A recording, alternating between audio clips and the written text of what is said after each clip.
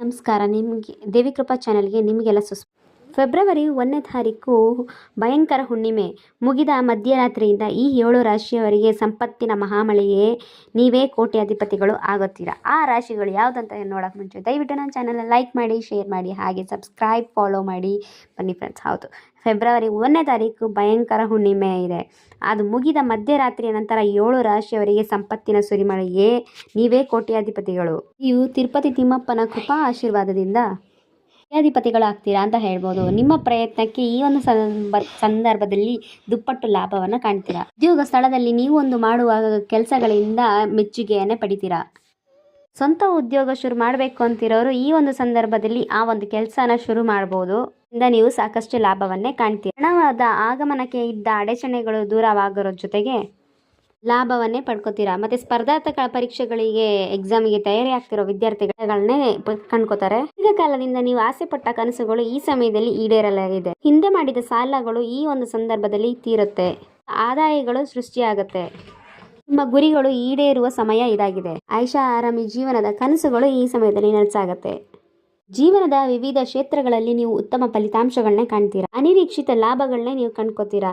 ಮಕ್ಕಳ ವಿದ್ಯಾಭ್ಯಾಸದಲ್ಲಿ ಚಿಂತೆಗಳು ದೂರ ಆಗುತ್ತೆ. ಸಾಲವನ್ನು ತೀರಿಸಲಿಕ್ಕೆ ಇದು ತುಂಬಾ ಒಳ್ಳೆಯ ಸಮಯ. ಕುಟುಂಬದವರು, ಸಂಬಂಧಿಕರು ಇವು ಒಟ್ಟಿಗೆ ಸೇರೋದ್ರಿಂದ ಮನೆಯಲ್ಲಿ ಸಂಭ್ರಮದ ವಾತಾವರಣ ಇರುತ್ತೆ. ದೀರ್ಘಕಾಲದಿಂದ ಮನೆಯಲ್ಲಿ ನಿಂತಿರುವ ಶುಭ ಕಾರ್ಯಗಳು ಪುನರಾರಂಭ ಆಗುತ್ತೆ. ಸುಸಂದರ್ಭ ಆಗಿದ್ದು ಆರ್ಥಿಕ ಸ್ಥಿತಿಗಳು ಬಲಗೊಳ್ಳುತ್ತೆ. ವಾಹನ, ದುಬಾರಿ ವಸ್ತುಗಳ ಖರೀದಿ ಮಾಡಲಿಕ್ಕೆ ಈ ಒಂದು ಸಮಯದಲ್ಲಿ ಅವಕಾಶಗಳು ಸಿಗ್ತಾ ಹೋಗುತ್ತೆ. ಜೊತೆಗೆ ನಿಮಗೆ ಈ ಒಂದು ಸಂದರ್ಭದಲ್ಲಿ ಗುರುವಿನ ಸಂಚಾರ ಚೆನ್ನಾಗಿರೋದ್ರಿಂದ ಇನ್ನಷ್ಟು ಲಾಭಗಳನ್ನ ಕಾಣ್ತೀರಾ. ದೀರ್ಘಕಾಲದಿಂದ ವಿವಾಹಕ್ಕೆ ಕಾಯ್ತಿದ್ದವರಿಗೆ ಉತ್ತಮ ವಧುವರಗಳು ಸಿಗಲಿದ್ದಾರೆ. ಸಮಸ್ಯೆಗಳನ್ನ ಎದುರು ನಿಂತು ಎದುರಿಸುವಷ್ಟು ಧೈರ್ಯ, ಕಿಚ್ಚು ನಿಮ್ಮಲ್ಲಿರುತ್ತೆ. ಲಾಭವನ್ನ ಪಡೆಯುವ ಸಮಯ ಇದಾಗಿದೆ. ಇದಕ್ಕಾಗಿ ನೀವು ಹೆಚ್ಚಿನ ಶ್ರಮವನ್ನ ವಹಿಸಬೇಕಾಗತ್ತೆ. ಹಾಗಾಗಿ ನಿಮ್ಮ ಎಲ್ಲ ಪ್ರಯತ್ನಗಳಿಗೆ ಹೆಚ್ಚಿನ ಲಾಭವನ್ನೇ ನೀವು ನಿರೀಕ್ಷೆ ಮಾಡಬಹುದು.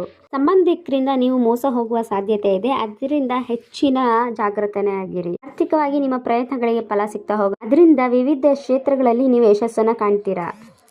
ವ್ಯವಹಾರ ಮಾಡಲು ನಿಮ್ಮ ಪ್ರಯತ್ನಗಳು ಹೆಚ್ಚಿನ ಲಾಭವನ್ನೇ ತಂದುಕೊಡುತ್ತೆ.